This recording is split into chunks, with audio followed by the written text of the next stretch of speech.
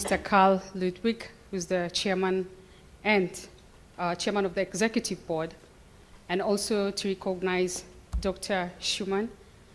I also take this opportunity to also recognize the governor of Nairobi, Dr. Evans Kidero. Thank you so much for coming, and thank you for attending this event. We've been looking forward to have you in the forum. And I also want to take this opportunity to also recognize the health minister, Dr. Macharia, who is also my personal friend.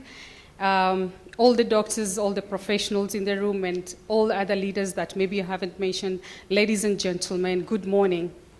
Thank you very much, and I want to take this opportunity to also say thank you to Merck, because Merck started this initiative, which is a media campaign, basically, and Jimmy wanted me to say why.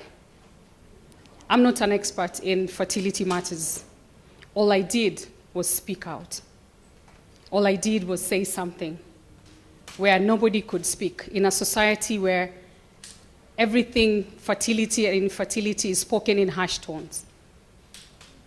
I can't tell my story today, but I got my son through a surrogate mother, and I did the first interview when the baby was born to speak about surrogacy, to speak about infertility issues that are affecting women, especially in Kenya and in Africa. And when I spoke, nobody else was speaking. Everybody was hiding. Because in Africa, we always associate fertility matters with women. It's a woman who bears the pain. It's a woman who carries all the shame and embarrassment. It's the woman who cries tears at night when the husband is not watching.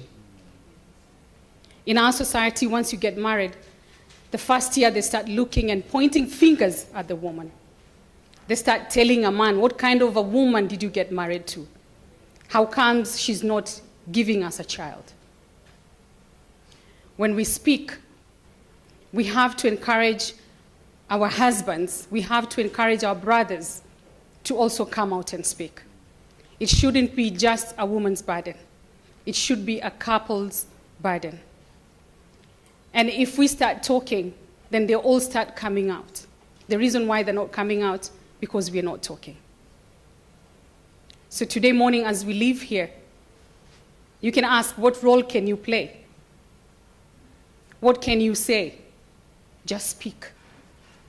Whenever you gather in a nightclub, in a church, in a market, in a school, speak.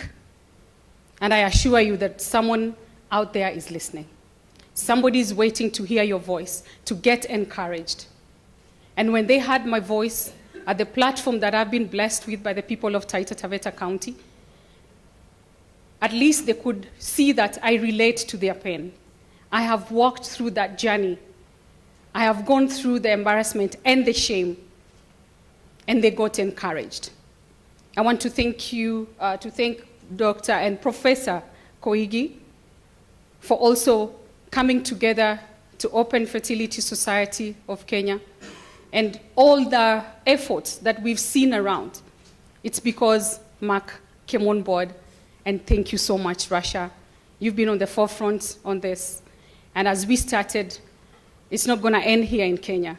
We will go across the border, we will go all over in Africa, and make sure that together we fight the stigma, and that together we set the women of Africa free. We have IVF bill in Parliament.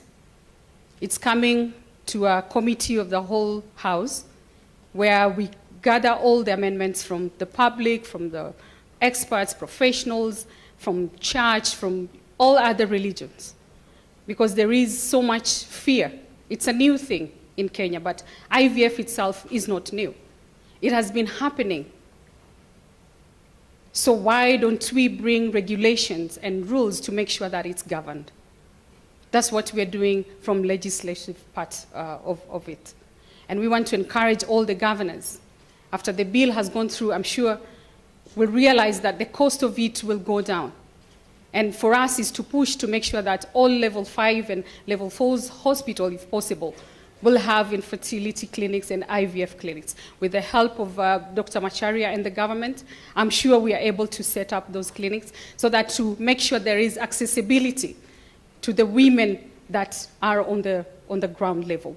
Because when we just talk in Nairobi, it's not enough. We need to reach out to them. We need to educate them that before we get to IVF, there's early detection, early prevention, and early treatment. Because IVF is not just anybody who can afford it. But let's get this message out there that they should get tested, they should get treated, so that to prevent the high cost of them getting a child. Thank you very much, and thank you so much, Mark, and God bless you.